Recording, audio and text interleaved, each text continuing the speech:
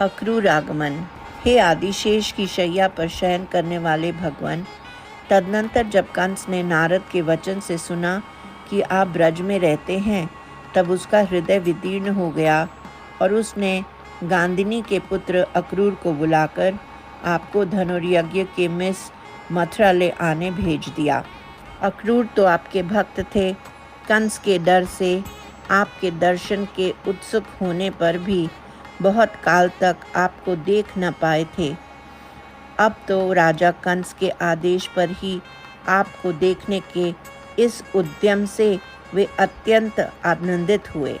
पुण्यवान अक्रूर आपके निवास की ओर निकल पड़े। वे रास्ते में आपके प्रति अपने आग्रहों को बार बार आस्वादन करते रहे। इन अभिलाषाओं के असफल हो जाने के भय से वे ईश्वर की प्रार्थना भी करते रहे। इस प्रकार जाते हुए उन्हें अपने मार्ग की किसी भी वस्तु का ज्ञान न रहा। जो अनेक वेदों में प्राप्य स्थान के रूप में वर्णित है, उस परम पुरुष को मैं देख पाऊँ क्या?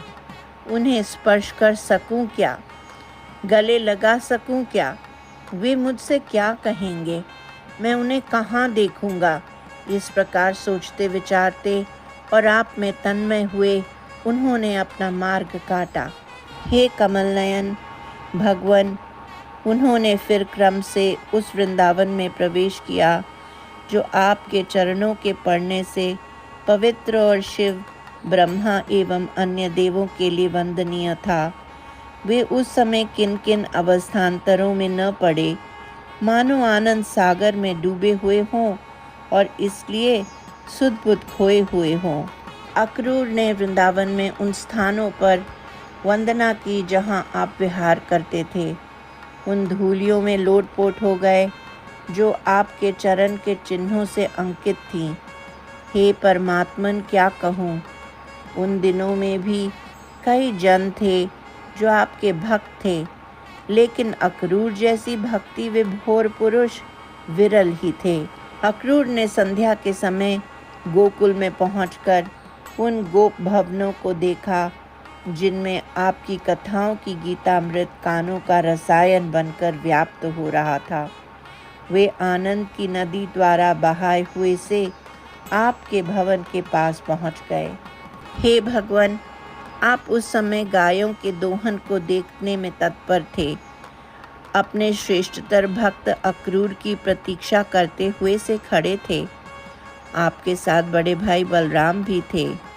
उन्हें लगा कि उनके हृदय में निरंतरित भगवत चिंतन से जो ब्रह्मानंद अनुभव का रसार्णव भरा पड़ा था, वह उत्कूलित होकर भगवान के रूप में प्रकट हुए हैं।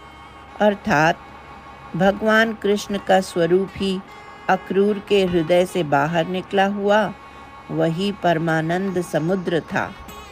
आप दोनों कृष्ण और राम के शरीर संध्या स्नान के कारण अत्यंत शुद्ध निर्मल थे और सुंदर नील पीत वस्त्रों में मनोहर थे। इन्हें गिने आभरणों से पहने जाने पर भी आप दोनों के वेश अतीव रमणीय थे और मुख मंद हास से आर्द्र। अक्रूर ने आप दोनों को इस रूप में दर्शन किया।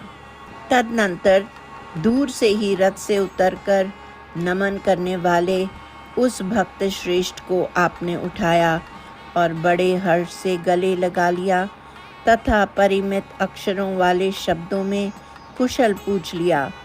फिर उनको हाथ ग्रहण कर भाई बलराम के साथ घर ले गए।